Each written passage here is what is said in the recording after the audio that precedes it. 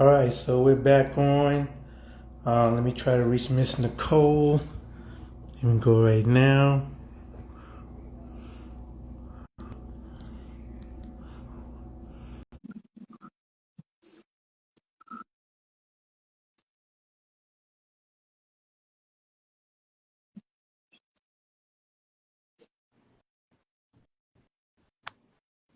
Hey, there you go now.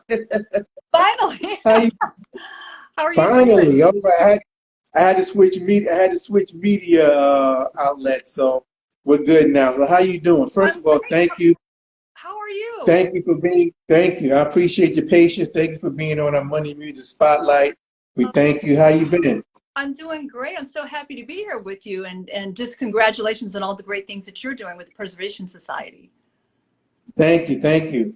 Now let's go back to your beginning now, because you come from a Creole background, correct? Yes, yes, I'm Creole for sure. Yeah. Wow. Okay. Did you grow up in New Orleans?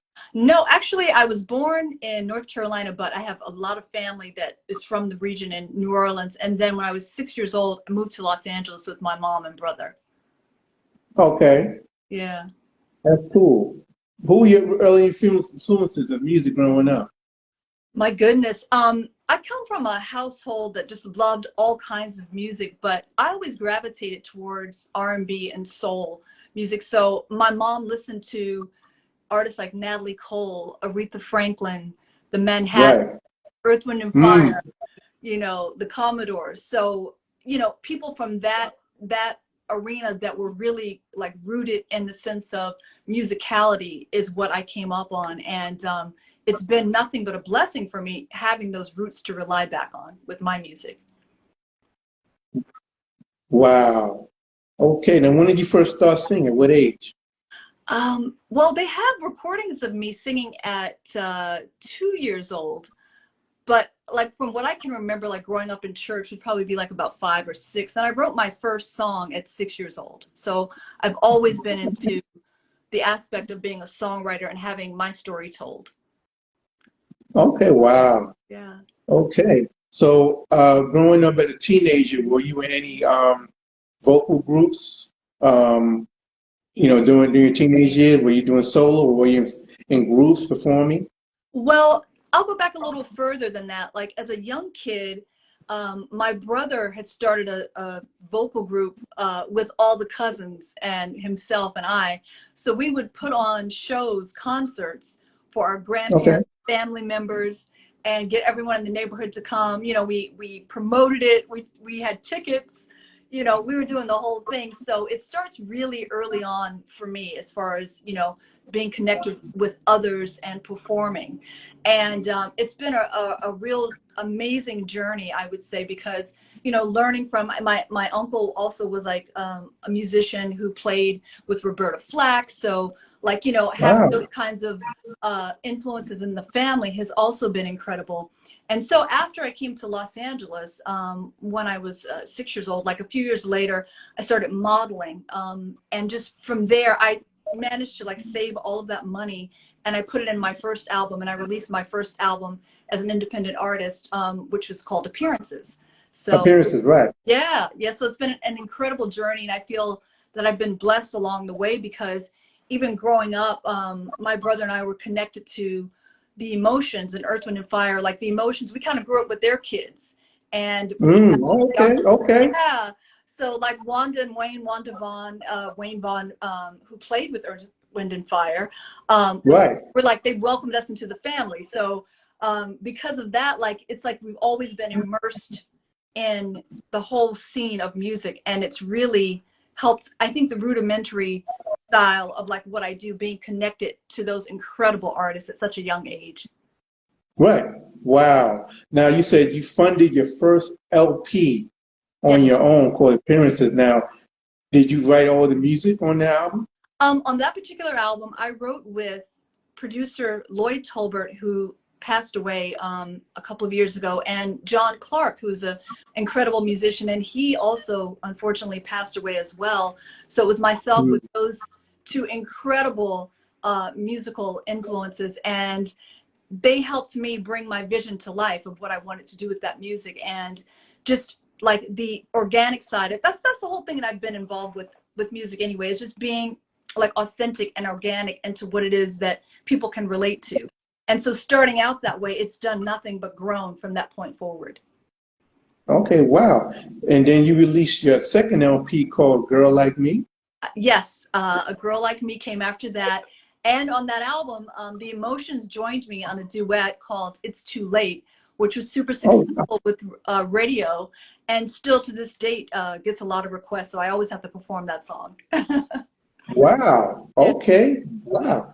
Now you performed on Norman Brown's LP. That was quite a big hit for Norman Brown. Yes, that was an incredible, ask for me when Norman reached out and wanted me to write with him on that song. So, "You Keep Lifting Me Higher" is the title of that track, and Right. I wrote that with Lloyd Tolbert at his studio, and Norman heard it and just fell in love. And he's like, "This is it. This is what we're gonna do. No changes. Let's just do it." And Wow. that was an incredible part of my journey as well. And that also introduced me to another style of music as well, with smooth jazz. And so I always tell other artists when they're starting out, is like, you can do any kind of music you want to do. Don't get boxed into one style. If you like and feel connected to other styles of music, why can't you do that? Like, people sometimes like to pigeonhole you, and I'm just definitely not about that. I'm about like combining and enjoying just music, because music brings people together, the energy of it, and that's what it's supposed to be about. Hi, Ashley. Right. Wow. Yeah. Now you released another album called Cleopatra. Now that's a unique title. Yes, yes. My brother and I came up with that title because so many people, like, all the time ask, "Well, what nationality are you?" Like, my cousins, we come in all shades, and sometimes people are like, "Is that your cousin?" Or, "Are you guys really related?" It's like, yeah, I'm Creole, and the Creole people come in all different shades and colors. So it's like, That's right. I think we have to kind of like put it out there so people have a clear understanding, since they're so curious about it. But people that Right. know, like our community of people know, and people that are from, the region and such are familiar with that sense. But people across the world and others in the US don't have a clear understanding as we do. So it really was something we wanted to do to sort of like let people really have a clear idea. Yeah, my grandmother was from Louisiana, so I understand what you're talking about. Yeah, so you know exactly what I'm talking about. Definitely. Right. Yes. Now your breakthrough album was your fourth album called Hallucination. Now that really, like, took you to a whole nother level. Yes, that album was an incredible door opener, in the sense that I sort of elevated my game, if you will, and reached out to producer Derek Bramble, who's from the UK and who had worked with a lot of your mainstream artists, Vanessa Williams, David Bowie, Tina Turner, like the list goes on. And so I wanted to do an album that would sort of, again, combine all my loves of music. And we achieved that with that album. And it was a huge commercial success for me, by hitting Right. Billboard. I had a top 20, Yes. the top 10. Zero was number 7 on the Billboard dance chart. I opened up my platform and connection to other styles of dance and house music through that, by having remixes done on those two Wow. singles. And it's just been an incredible journey, to from that place to where we are now. Now that album, how long did you tour promoting that album? Because I know as big as the album wasn't, quite sure you toured all around the world. Yes, I toured all around the world with that. That was about a year and a half journey for us with the promotions Wow. side. And it's such a pleasure to get to perform your music and watch people like really enjoy and sing along with you and immerse themselves in it. And that just because it was such a broader audience, I just got to see people of all walks of life, enjoying it. And I was like, okay, I really like this vibe. I feel this. Yeah. Wow. Now, can you share like a road story, a memorable story on the road that you would never forget? Yeah, there's a couple of, one that comes to mind right now is I remember performing, let's see, I think I was performing Gonna Get It Right, and we had dance moves that we were doing with that. And I think on one of the dance moves, when I came down, it was sort of like a jump up and down, the heel of my shoe broke. Oh, I was like, okay, I didn't fall down, but I just took the shoes off and just kept on going from there. And the audience was clapping and they loved it. It's just, you know, you just have to keep rolling and keep going no you matter gotta what keep happens. going, right? You That's know, it. there's another instance which, you know, during the time when you're going through it, you're like, oh my God, I can't believe this is happening to me. I was performing in Los Angeles at the Key Club, and I was performing a song that is from my Cleopatra album called Love Was Made in Heaven. And Everett Harp, saxophone player, plays on that particular track with me. He wasn't performing live with us that night. However, at the same time, we had some ancillary keyboard parts that were on the computer, and the computer froze. So we couldn't do Oh, that at all. And I didn't know what was going on. I just knew I didn't hear certain sounds. So I had to turn that into a moment of pulling up stuff like from the memory of, like, you know how like your old school records like the Manhattans, or, you know, somebody's going to talk in the song, beginning of the song, like, this is how you're making me feel, baby, blah, blah, blah. And so I just turned the intro into that. And I was like, I don't know what I'm saying, but people are loving it. It was just so incredible. And I was like, okay, I think I got to incorporate this into the show now. People like that old school, you know, vibe with this. So it really worked there you out. go. And, you know, no matter what, the show must go on. So, you know, that's what it's about. That's it. Yes. Now, me, is it easy for you? Do you prefer to be independent, or would you have preferred to be signed to a major label? I think personally there are ups and downs to both. For me, it's worked out better to be an independent artist, you know, having my own label with my brother, due to the fact that I'm so heavily involved with the creativity of what I do. I would hate to be signed to a major label and have to adhere to the things that they think I should do, as opposed to me knowing my audience and knowing what the audience wants to hear and what I want to bring to them, the sides I want to bring to them. You know, in addition to that, like, you know, on a business side of it, in the sense I own my own masters. There's no one else There who you go. can control that. So if you, I say as an independent artist, it's great if you can have your business accoutrement together in addition to your creative side. It's not for everyone because it's a lot of work, but I It don't is. mind the work. You know, I don't Right. mind putting the work in. It's something I enjoy doing. It's me. It's a part of my DNA. So it's like, I don't know any other way. Now, during the success of hallucination, Yeah. did any major labels approach you during that time of your success? Yes, there were a couple that had approached me during that time frame, and my brother and I, Wallace Hall, do business together with everything. So we discussed it thoroughly, weighed the ups and downs, the pros and cons, and it just felt like it's better for me to continue upon this path because we already knew what we wanted to do with the following album, you know, the current album that's happening right now. Hi, Marco. Right. I see people coming. Hey, Marco. Hey. How you doing? Yes. Hey, everyone. How Hi, y'all Anthony. doing? Yes. So yeah, Wow. for me and my journey, it works out well. Like I said, I don't know that it's for everyone because of the level of work that it takes to put into it to make being an independent artist worth it, so that you can live off of what you love to do. And that's what's important, you know, to me. So everyone has their own way of wanting to do things, you know, but that's for me. Hey, DS. And that's very important when you said owning your masters. That's very important, owning your music. I mean, please, how important was that for you? Because a lot of artists, as you know, they never owned their music. So when you decided to start being independent, you know, that was I know that was one of the big things to own your music. How so important is that as far as having total control? I mean, your publishing, your music. I mean, because you own it. You can do whatever you want with it. You can stream it for life. Yes. You know, you can stream it the way it is now, meaning that you own your music. You can just stream it for life, and you know, you always continue to make that. You know, always continue to make the money off your own work.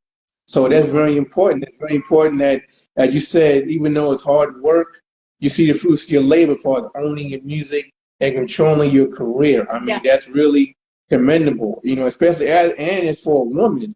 You know, to do that as well. You have control of your talent and your work. That's really commendable. Absolutely. I think that for myself, I'm the type of individual that likes to research and know about everything I'm going into and what I'm doing. I've always been Right. that way.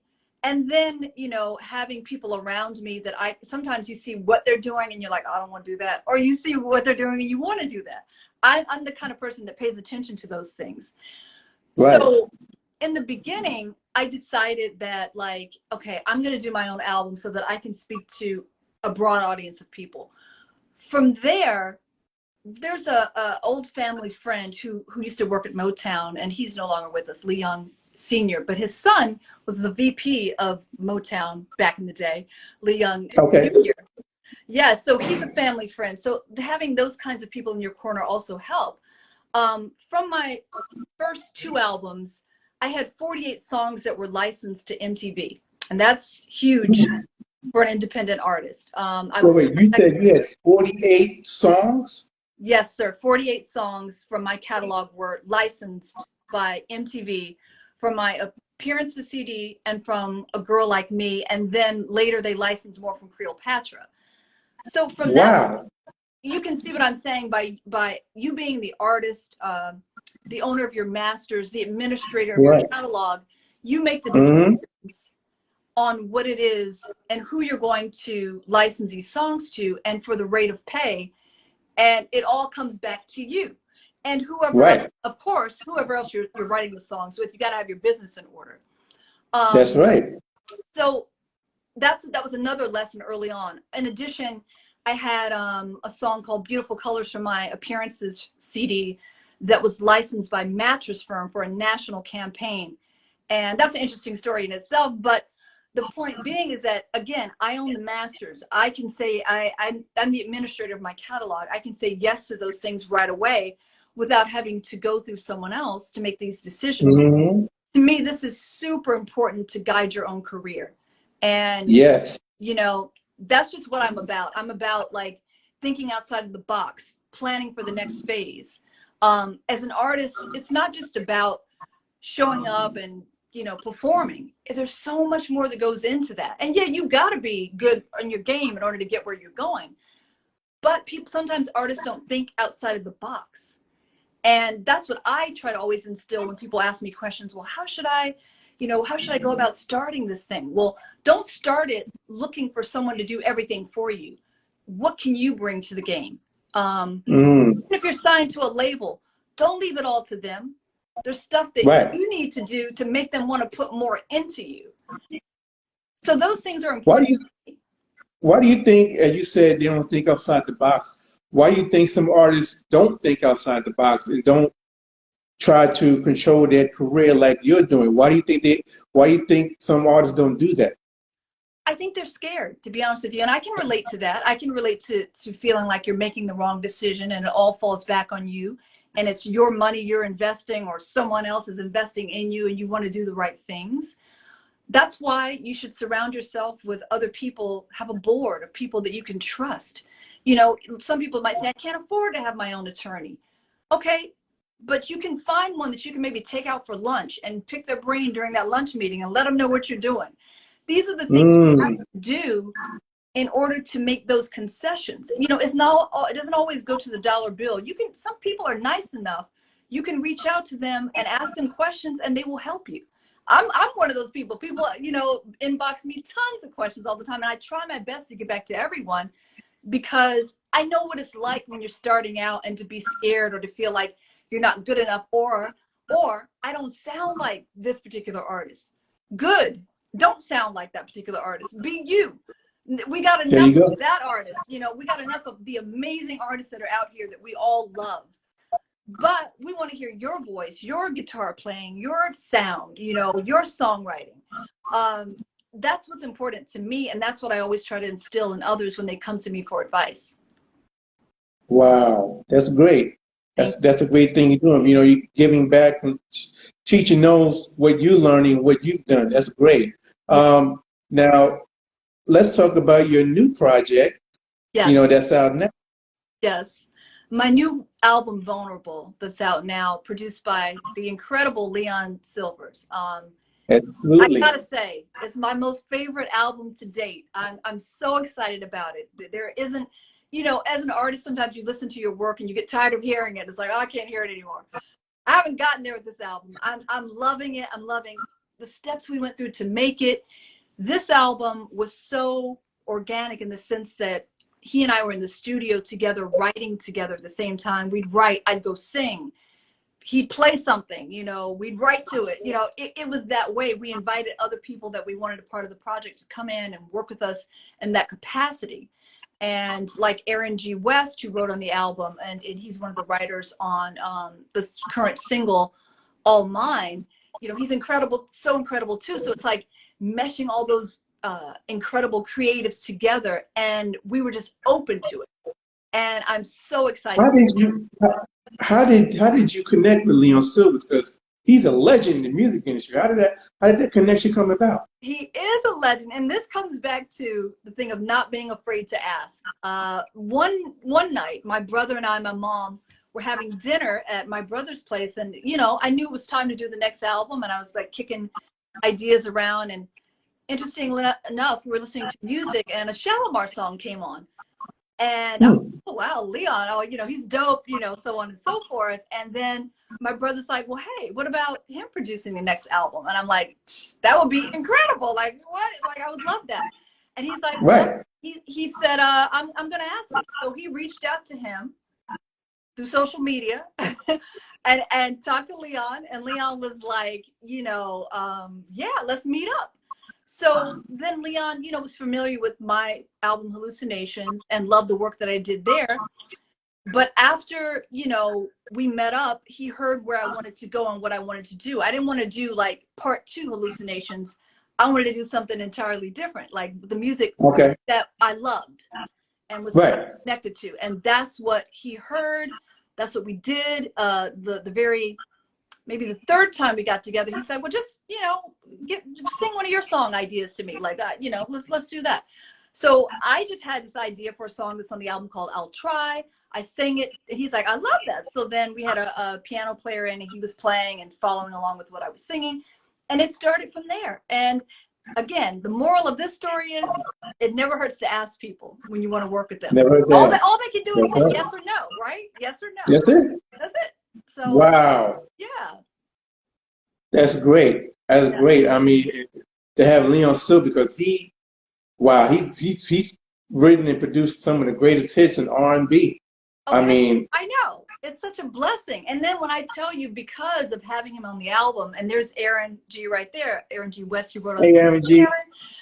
incredible producer, songwriter himself. But like I'm saying, having Leon on the project was able to bring in Aaron G, were able to bring in Ray Parker Jr., Teddy Riley, Dame Funk, like just the list goes on of people. Leon's son himself is an incredible writer and producer. And he actually, the second single, We Can Make It If We Try, I do a duet with Leon Silver's the fourth, and that's what's going to be next as far as the releases are concerned. But because of that, getting back to Leon, because of that, it just opened the doors to other people then hearing me, and they're saying, oh, I like what Nikkole is doing. And that's how we had like incredible musicians on the project. And just, I mean, Mickey Howard came up with the title of I Don't Fall in Love, so it was Wow. like, all I can tell you, Perry, is that I feel so blessed to have, the people that came together on Vulnerable, and it's amazing. Wow. Right? Yes, he says Nikkole's only getting better. I hope we all are only getting better as we go along. Yes. That's great. That's great. Are you on the road now? Or are you preparing for a road to promote your album? Are you on the road now? I'm not on the road at this time, but we've got some tour dates in the work for this summer, so I'm super excited about that, and hopefully those will be announced soon, and I'll definitely keep everybody posted. Well, okay, cool. What is your what is your opinion now on the state of Black music now? I would say at this point, I wish that the doors were open a little more. Again, it goes back to the sense of like, Black music is so broad in the sense that I don't feel enough voices are being heard. I think people are being pigeonholed into, Mm. you know, doing like, okay, this is what's popular. This is the top 10 songs. So I must fall into doing this. I Mm-hmm. mean, come on, Black music is what started it all. So it's like, we should see more faces and more genres of music, you know, or bending genres of music. And so I wish and am hoping that things will change in the climate, you know, that we're all in and everybody's hopefully more aware now, that those changes will happen because it's so needed. I mean, I mean, there's so many people that are broad, and that's definitely something that I always want to preach about, is that like when people have the ability to do different kinds of things, let them do it. Like, why not? You know, things should not be based on trends so much as based on musicality. And I think Right. we got more growing to do personally, you know? Mm. That's a great point. Yeah. That's a great point. I mean, because you as an independent artist, I mean, you know, you're doing it on your own. And as you said, you know, radio, they only play what's popular and not, you know, and that's unfortunate. Hopefully, as you said, things will be changing, you know, because there's so many great artists, you know, on the independent scene like yourself that are doing some great work that need to be heard like yourself more. I mean, Thank you. as, you know, as many, you know, you need to be heard more. You know, we need to hear more independent artists who are doing great music like yourself. So that's a great point. Thank you. Um, yes, absolutely. Mrs. Nikkole, now, why is it so important um, to preserve the culture of Black music? It's so important because that's, again, it goes back to the culture of Black music. That is music. I mean, you know, Black music is what has started all facets of music, stemming from Africa, you know, coming to the US, coming to other countries. So the importance of that is like no other, which goes back to what I was saying, this Mm-hmm. of having a higher level of scenery for everybody to be seen, for everybody to be heard. There's enough room for Mm-hmm. that. But when you have gatekeepers, you know, who try to like sort of inhibit people's growth and artistry, that's where the problem comes in. But the preservation Mm-hmm. of Black music is key to it going and developing even more to a broader state than we are now. And so my prayer is that more people will become aware of where and how music started so that we can take it further. Wow. Great. Yes, absolutely. Yeah. Absolutely. Now, Nikkole, now, can you please speak about as far as what the Rhythm and Blues Preservation Society is doing on our part in preserving Black music culture? I think that it's so amazing, and I congratulate the Rhythm and Blues Preservation Society for doing everything that you're doing, bringing awareness and trying to keep the main focus of what real music is about and the importance of it. And I think that, Thank you. well, definitely you deserve that. And I think that more people should be aware and connect doing things with the Preservation Society so that the awareness becomes broader. And you Thank know, you. anything I can do to help with awareness, please let me know. I'm definitely there for you. Thank you. I appreciate that. Now, Ms. Nikkole, please, why should people donate to our organization? We are a nonprofit organization that preserves the culture of Black music. So why should they donate to the Rhythm and Blues Preservation Society? Because donating helps create and bring up new artists, and so that you have the ability to be able to reach out to other people with the society and to also teach where music came from, you know, preserving the Right. culture and being able to open up the doors for more people. A nonprofit organization, you know, is something that's so key today. And it's a tax write-off for people, so they should donate anyway. But, you know, the main purpose and point of that is to help educate people on where music comes Right. from, where music is going, and help like the, you know, artists from back in the day, like help preserve their music and maybe help them out in situations where they need help in. And so it's Right. for us all to give back in that sense. Thank you very much. I appreciate I appreciate your candor. I appreciate your warm support. Wow, we truly appreciate that. Now, please let everyone know your social media platform where you can be reached at, any upcoming projects. Please let everybody know what you're doing and your social media where you can be reached at. Definitely. My website is www.nikkole.com. If you want to reach out there, you can definitely do that. Obviously, on Instagram, on Facebook, you can find me. As far as the album is concerned, the next single is "We Can Make It If We Try," featuring Leon Silva's the Fourth. We are going to be shooting the video coming up on the 29th of March, so I'm excited about that. Okay, great. Yes, I want to shout out to everybody who's been supporting me throughout the process from the beginning of my artistry, and wherever we're going to go from here. I just am so appreciative. Happy to people in the UK for supporting the album, and that being #2 on the UK Soul Chart. Thank you so much for that. And to you, Perry, thank you so much. You've been amazing, and I really appreciate everything you've been doing for me as well. Well, thank you. We appreciate you and your support. We wish you nothing but success. And any upcoming project, anything we want to promote, any new single, any new video that you got out, we'll promote that for you as well on our social media because we want to support you. You support us. You appreciate what we're doing, so we appreciate what you're doing. Before we go, I just want to let everybody know that the Rhythm and Blues Preservation Society is a nonprofit organization. You can make a donation tax deductible to our Cash App, $RBPS18, and our PayPal.me/RBPS18. And you can go to click our bio, or our link in our bio to our GoFundMe page as well, and make a donation there. It's appreciated. And I want to thank, on behalf of the Rhythm and Blues Preservation Society, I want to thank Nikkole for being our guest on our Monday Music Spotlight. Such a great interview. It was an honor. We truly appreciate you. We salute you. We wish you nothing but continued success, and and your musical journey. Hopefully, more music to come, more accolades to come for you. Thank you so much, Perry. My pleasure. Thanks for taking the time to speak with me this afternoon. Evening for wherever you else you are in the world, but late afternoon here in LA. All right. And on behalf of the Rhythm and Blues Preservation Society, this is Monday Music Spotlight. We wish you love and peace. And we thank y'all. And good night, everybody. Take care. Mwah.